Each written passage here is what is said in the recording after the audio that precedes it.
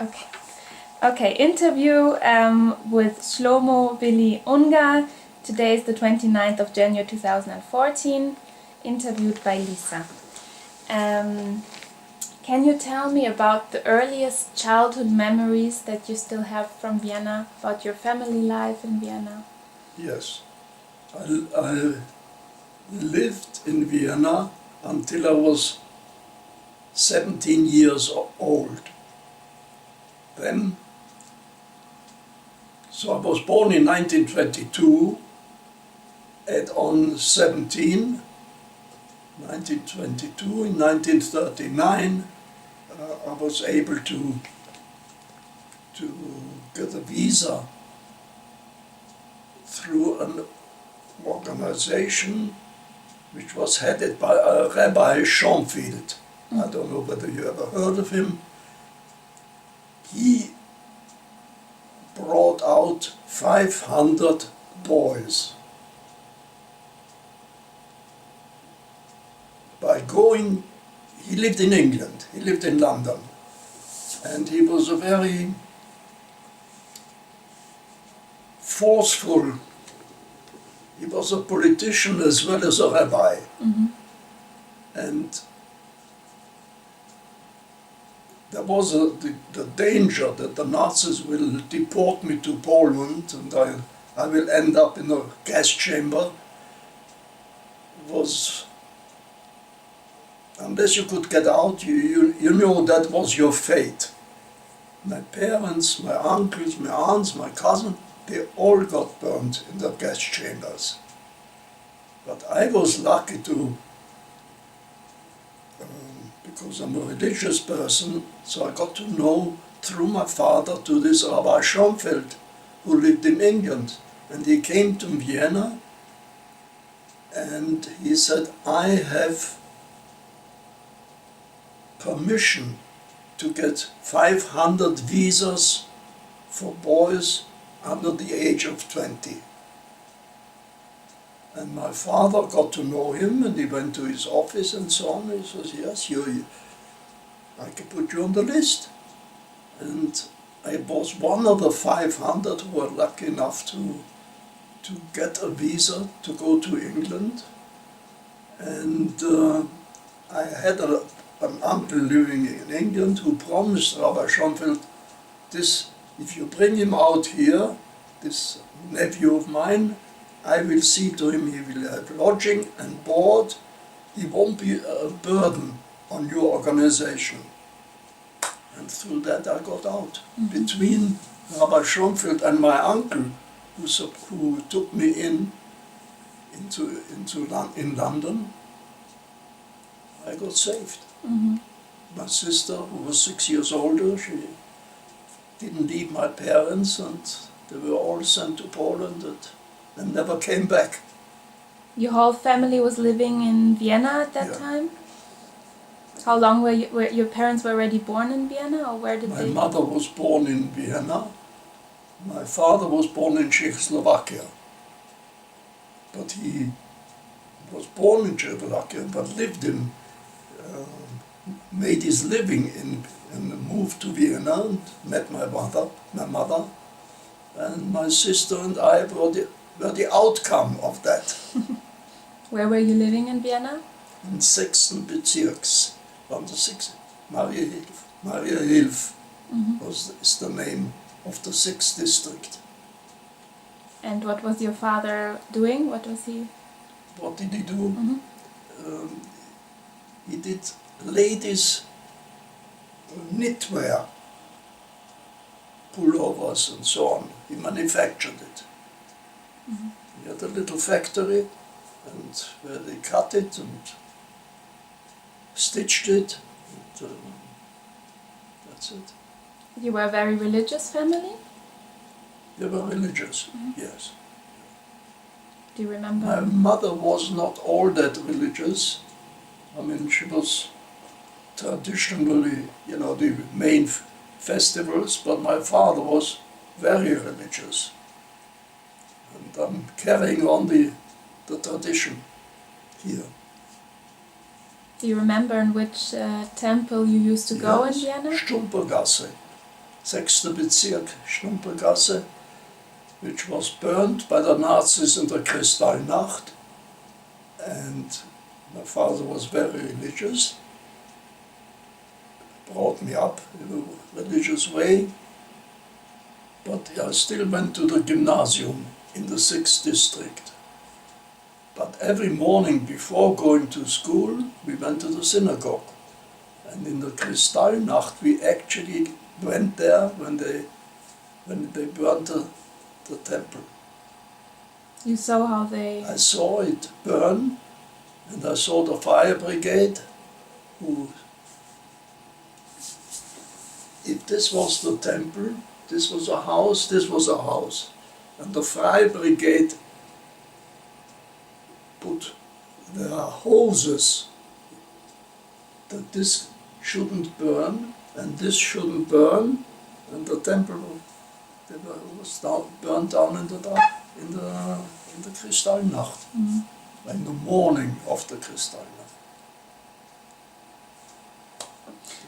What memories do you still have from the gymnasium, from your school time? Yes.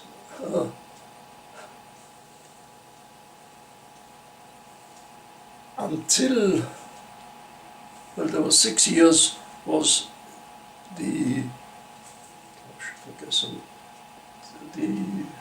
lower school, you know, that everybody goes to. Volksschule. Volksschule, ja, schon vergessen. So, and then, if you wanted to go to a gymnasium, you had to sit examinations, and I got into the gymnasium in Maria Hilf, called G6, Gymnasium 6. Bezirk. It was in the Ammerlingstraße. And when I enrolled at the age of 11, 10 or 11, I forgot. Yeah. So in der Volksschule war ich von 6 bis 10 und von 10 bis 17 war ich im Gymnasium. So ich war schon in der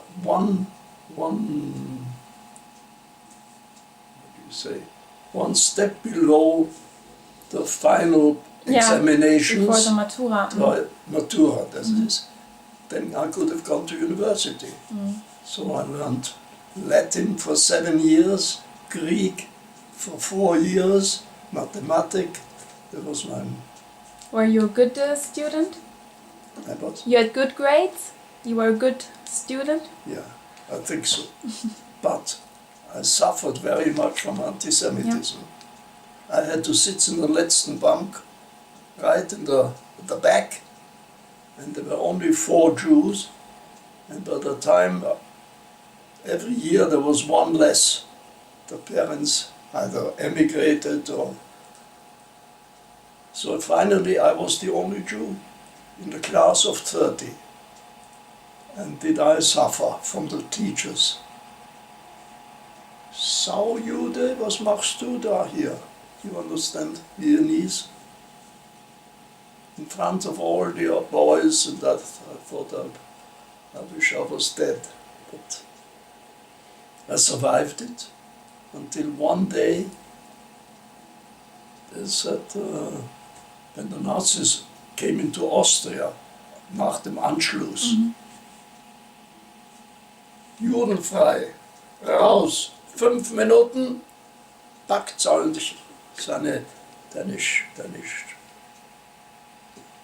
Tasche. And I had to get out, finished. And I came home. My mother said, "Wow, what are you doing here? You're supposed to be in school." She said, "They throw me out." I said, "Okay, they throw you out? You think you don't have to learn anything? I teach you cooking." Yeah? She says, "I don't know where you will have your job or not, but it's good to be a chef. People eat, and therefore I'll teach you how to cook." Wissen Sie, was ein Apfelstrudel is. Ja, na sicher. I can You make can make a that. good one? Pull the dough out, roll it out, pull it out, apples down, lift it up, roll it, put it round in a... That's it. That's what you Now I do. give you a lesson in give you a lesson in cooking. Yeah. So your family also suffered a lot from anti-Semitism even before the Nazis came into Austria. Meine Schwester was 6 years older, but she was trained for office work, typing, shorthand.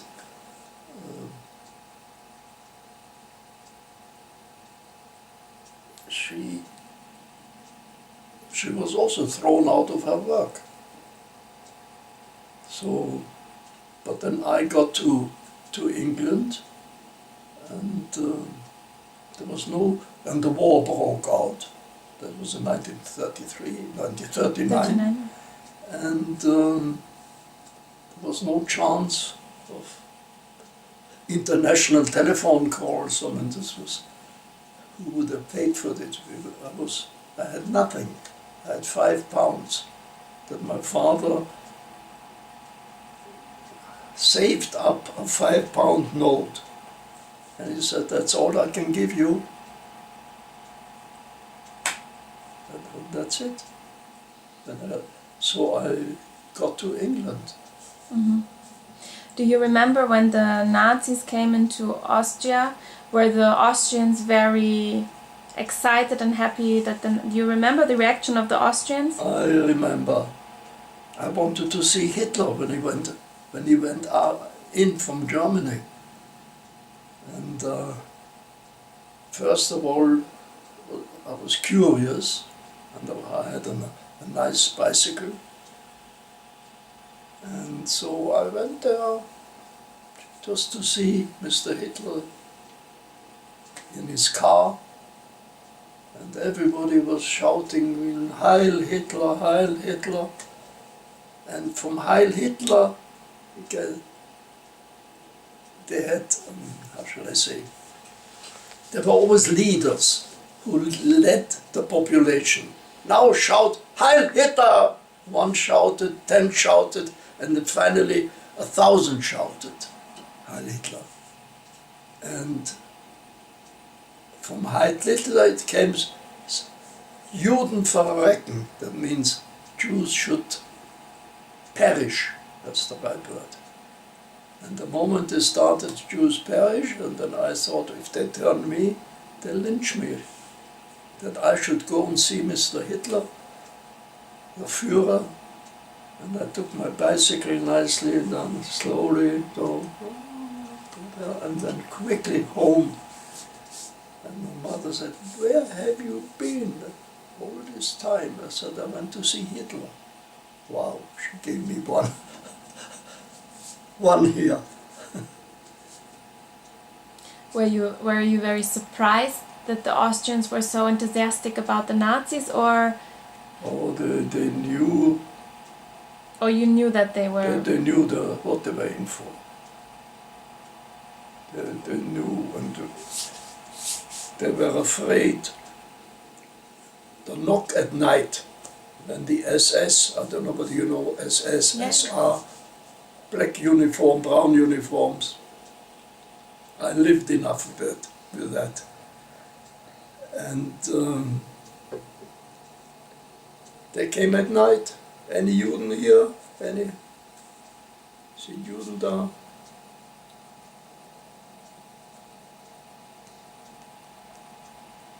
So then my father, through that Rabbi Schonfeld, says, "We'll send you we'll let you go to Austria." We didn't like it, but you have to go. Yeah. You cannot survive. But before that, they said, my mother sent me out into do you know Austria? Vienna? Yeah, the Wiener Wald. Mm-hmm. Beautiful, the Wiener Wald. She packed me my sandwiches and said, in the morning at 6 o'clock, go into the Vienna woods and hide amongst the trees. You see somebody come from there, go there. You somebody from there, go there. Don't talk to anybody. And for 9 months, every day, I took the tram.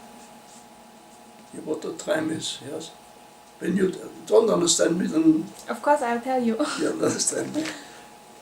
To the end of the line of the tram ended in Mauern bei Wien. This was the Wienerwald. And that's where she should take that. Here, so, I don't know, it was 20 Groschen or this for children, students, go into den Wienerwald, isst deine Sandwiches, trink Wasser von der Quelle, eine Quelle, fließt Wasser, trink das, dann komm home spät in der Nacht, schlaf at home. And then you left again in the morning. Then next Wow. morning. So 9 months, this is 9 what months. you were doing. From Till the I- Anschluss till you yeah, till I left. got the visa to go to England. And your father was also doing this, or he was staying at... No, They were- my mother put bandages on my father's foot, and he said he cannot walk. He broke his leg. He didn't, but in case they came at night, and they did come at night, and they said, der hat ja die Füße gebrochen, ist nicht worse. Der wird hier sterben. That's it, and that's how he survived. Your mother was a very clever woman, huh? She was. The women are always cleverer than the men. Ask my wife. She believes it. No, my mother was... Because my father had a Czechoslovakian Pass. an accent. The accent. And she was a richtige Wienerin. She hat mir Gedichte. We didn't have television in those days. There wasn't television, it was radio. And my mother used to read to us poetry, German poetry. Just, du musst ja deutsche Poetry. Das muss man wissen, sonst bist du nicht... Vom Latein und Griechisch lernen kannst du nicht im Leben sein. Aber that's it. That's how I was brought up with her. Do you remember what kind of poems you learned? By Lessing. Lessing was a poet. And then auch Heine, Heydrich Heine. There was a German poet. So your mother felt very connected to the German culture? Culture, yes. More than my father, who was born in Czechoslovakia. So it was more, you think for your mother it was even a bigger... Die Kultur zu verbreiten. Like it was for her even a bigger disappointment what the Germans and Austrians then did to the Jews, because she felt connected to the culture, or you... Ja, yes. Meine Mutter war in Wien geboren. Sie fühlt eine Wienerin. Beautiful lady she was. Wie alle Wienerinnen. Okay. Okay. So you left Vienna in 39. 39. 6 months before the war was declared, because otherwise I couldn't have gone out. You know, the moment the war was declared, everybody closed their borders. You couldn't go to Italy, you couldn't go to Germany, you couldn't go to Czechoslovakia, to Hungary, or so. It was all, everything was closed because of the war.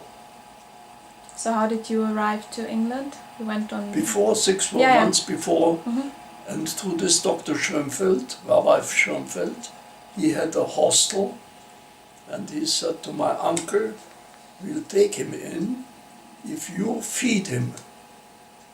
We haven't got enough money for it. So my uncle said, I will feed him, was the brother of my mother. I will feed him. If you put him up overnight, we haven't got room for another person. That's it. So where in England did you In arrive? England, I went to London because Robert Schoenfeld had a hostel for children In London. in London, which was like a school. Those who wanted to study could study. Those who just wanted to eat and sleep could do that too. So he said, "You must go to my Talmud lessons." This is, Yeah. you understand that? You're very well informed. And did you know English before, or you learned it there? I had 1 year. I had to learn Latin 7 years in Gymnasium.